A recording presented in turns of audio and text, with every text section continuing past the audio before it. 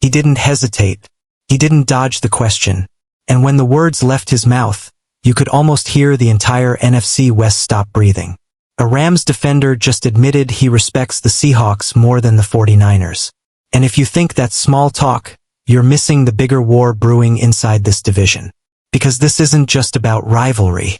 This is about heartbreak, loyalty, Super Bowl scars, and a locker room that believes it should have been the one holding that Lombardi trophy. When Quentin Lake spoke publicly about the new Super Bowl champions, he revealed something deeper than trash talk. He revealed emotion. And emotion in the NFC West? That's gasoline.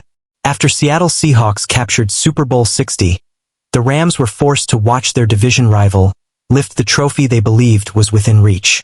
But instead of pure hatred, Lake surprised everyone by saying he actually respects Seattle more than the San Francisco 49ers. Let that sink in.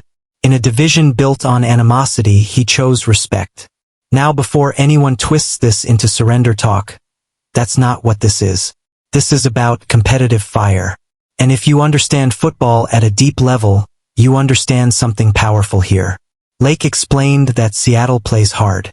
That there's mutual respect between guys who have shed blood and sweat on the same field. He mentioned names that matter. He mentioned Ernest Jones. He mentioned Cooper Kupp. Those aren't random players. Those are former brothers in arms. This is where it gets layered. Kupp used to be the heart of the Rams offense before joining Seattle in 2025. Jones battled beside Lake in Los Angeles. These aren't just opponents. These are former teammates who understand each other's grind. So when Lake says there's no bad blood, that matters. But when he says he still dislikes the Niners more, that tells you everything about the emotional map of this division.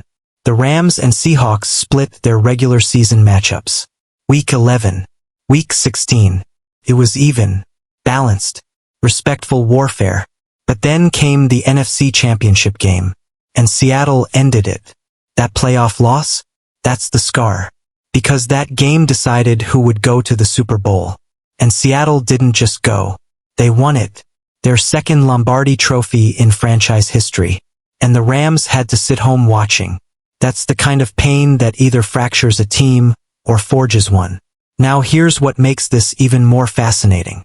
Lake isn't some aging veteran with nothing to lose. He's a 2022 sixth-round pick who earned everything the hard way.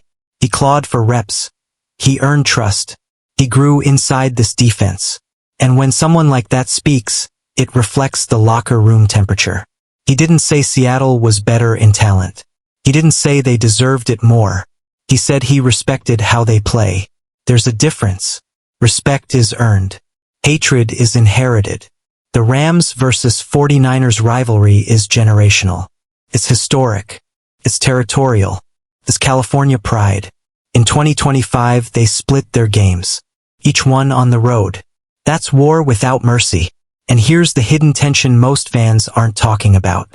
Super Bowl 61 will be played on Valentine's Day, 2026. No love in the NFC West. Especially not when the Rams open their next chapter by facing the 49ers in the league's first ever regular season game in Australia. Think about that stage. International spotlight. Historic setting. Division rivalry. Fresh wounds from missing a championship. That's not just a game. That's a statement opportunity. Now let's talk about the part that should scare the rest of the NFL. Lake believes the Rams are not done. He specifically mentioned wanting to finish what they couldn't. He talked about doing it for veterans like Matthew Stafford, for coach Sean McVay, and for Davante Adams. This is important, because when players start talking about doing it for the older guys, that means the window is clear in their minds. Stafford isn't getting younger. McVay isn't going to coach forever. Davante Adams is in the latter chapter of his prime. That urgency changes everything. And here's my honest opinion as someone who lives and breathes these rivalry storylines. Sometimes losing the NFC Championship hurts more than losing the Super Bowl. Why? Because you're one step away, one play away, one adjustment away. Lake said if they had done a couple things better, it would have been them in Super Bowl 60. That's not delusion. That's belief. But belief has to translate into execution. Now here's where the curiosity really builds. If Lake respects Seattle more, does that mean the Seahawks are now the true measuring stick? Or does the emotional hatred for the 49ers still define the division? Because rivalries evolve. And with Seattle now carrying championship credibility, they're no longer just the pesky rival. They're the hunted. Meanwhile, San Francisco remains the emotional enemy. That's a dangerous combination. And let's not ignore the psychological side of this. When you lose to someone you respect, it fuels you differently than losing to someone you despise. Respect creates internal accountability. Hatred creates external motivation. Which one is stronger? That's the question heading into 2026. Another layer here that fans need to understand is locker room dynamics. When former teammates switch sides, emotions get complicated. Lake practicing against Cooper Kupp for years means he understands tendencies. He understands preparation habits. That creates chess, not chaos.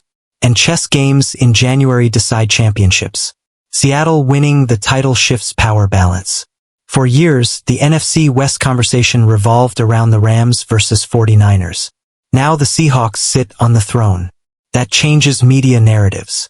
That changes confidence levels. That changes off-season moves. But confidence can become complacency. And hunger can become dangerous. The Rams locker room right now feels like a team that tasted the edge of glory and got it ripped away. That kind of sting lingers through off-season workouts, through film study, through conditioning drills in July heat. Lake's comments weren't soft. They were controlled. And controlled emotion is scarier than loud trash talk. He didn't scream revenge. He spoke about finishing. That word is heavy. Finishing implies unfinished business. Finishing implies you believe you belong at the top. And finishing implies you're coming back with purpose. Now let's zoom out. The Rams will face the 49ers in Australia to open the season. That's global exposure. That's historic territory. The league clearly understands this rivalry sells. But what if the bigger story isn't Rams versus 49ers anymore? What if it's Rams chasing Seahawks? That's the tension I see building.